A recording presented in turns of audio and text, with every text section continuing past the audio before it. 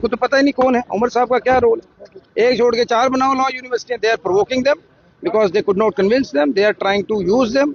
जो सियासतदान करते आए हैं, ये 24 कैरेट के सियासतदान हैं और उमर साहब का मुकाबला करते हैं एलओपी। बर्रे सगीर में उमर अब्दुल्ला साहब का कोई मुकाबले का लीडर अगले 25 साल नहीं। ठीक है, उन्होंने ये भी कहा कि उमर अब्दुल्ला बादशाहत की जिंदगी गुजारना चाहते हैं, वो एक बादशाह संत है। उमर अब्दुल्ला एक संत है जो सेकुलर है, जो स्पोर्ट्स पर्सन है। मुझे बताओ, अगर आप हिस्ट्री निकालो, ये जो जितने भाजपा वाले हैं इनकी हिस्ट्री निकालिए, मैं निकाल दूंगा। ट्रांसपोर्ट में अगर मैं इंक्वायरी कर दूं पिछली, समझ गया बात। कुछ बातें मुझे बोलने के लिए प्रवोक मत करो। I know the world is out there to provoke you.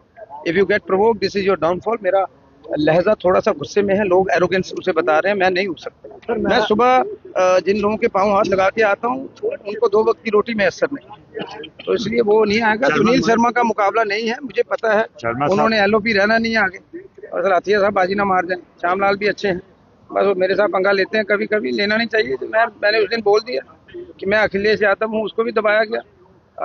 उनमें जो खूबियां हैं श्यामलाल जी में, वो किसी में भी नहीं है, लेकिन कुछ वो उधर ज्यादा लॉयल्टी शो करने की कोशिश कर रहे हैं। अंदर से वो सेकुलर। कांग्रेस की एक अच्छी चीज हम लोगों में हमने सीखी, we are secular, we believe in all religions, one supreme God.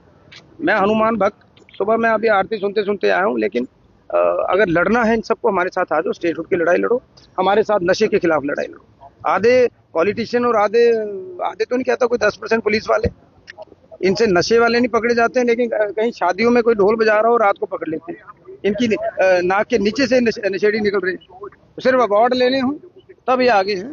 They are all, I will say, pseudo secular, they are pseudo nationalist. मैं फौजी का बेटा बार बार क्यों बोलता हूँ, मेरे अंदर मैंने राशन खाया फौज, वो लड़ाई लड़ूंगा। छोटा सा आदमी हूँ, बड़ा इंटेलेक्चुअल नहीं हूँ, आप मेरे से ज्यादा काबिल हो, लेकिन अब ऊपर वाले ने मुझे चुना है। 4 साल मेरे से काम लो। गुलाम अली खटाना ने कहा कि आप दिल्ली के टुकड़ों पे पलने वाले लोग। खटाना का क्या, मुझे क्या सवाल? खटाना का क्या कद है? अब टोपी लगवाने से हर आदमी फारूक अब्दुल्ला नहीं बन सकता, उसका कद है फारूक साहब का एक। अब लॉटरी लगी है मोदी के पीछे, ये खुद पंच नहीं बन सकते। ईमानदारी से बताओ, ये 25-26 जो भाजपा के लीडर हैं, क्या ये पंच बन सकते हैं? ये वैसे ही हैं जैसे आजकल सभा के लोग बने हैं। समबडी वाज आस्किंग मी, फलानी सभा, मैं नाम लेता हूँ, उनको हीरो बनते हैं। क्या वो पंच है, सरपंच है, कॉर्पोरेटर है? सेल्फ स्टाइल पागल बने। शर्मा साहब, आप कैसे देखते हो कि डीसी कश्तवाड़ ने एक ऑर्डर निकाला कि चैरिटी के ऊपर बैन लगाई है कि वहाँ चैरिटी कहीं नहीं होनी चाहिए। को कौन है आजकल? कौन भी है, डीसी कश्तवाड़ ऑर्डर निकाला है कि चैरिटी कोई नहीं जमा होनी चाहिए, ना गुप्त तरीके से, ना ओपन में। उनका आई विल से हिम, क्योंकि ये रमजान का महीना है और ये चैरिटी का ही महीना है। उसको बोल दो डीसी कश्तवाड़ को, गेट वेल सून। उसका दिमाग की तवाज़ुन ठीक नहीं है, ये अंदर से सारे निकरधारी हैं। प्रॉब्लम क्या हो चुकी है, आज प्राइम पोस्ट पे जो लोग बैठे हैं, चाहे वो पुलिस में है, चाहे वो डीसीज हैं, अंदर से सबने निकर डाली। इनको बता दो कि निकर आजकल पतलून में बदल चुकी है, वो आरएसएस रही नहीं। ये वॉशिंग मशीन में जो करप्ट लीडर है उसको वॉशिंग मशीन में डाल के आरएसएस का मतलब क्या है? अब मैं ये नहीं कहूंगा आरएसएस ने इंदिरा जी की मदद की थी देशित, आज आरएसएस में थोड़ी सी, समझ गए ना, पहले पैदल ढूंढते थे, आजकल 10-10 करोड़ की गाड़ियां। आरएसएस का जो पहले प्रधान था, यहाँ पर नाम नहीं उसका मुझे आता है, एक तो नाम इनके बड़े अजीब से, सारी ट्रांसफरें वो कराता था।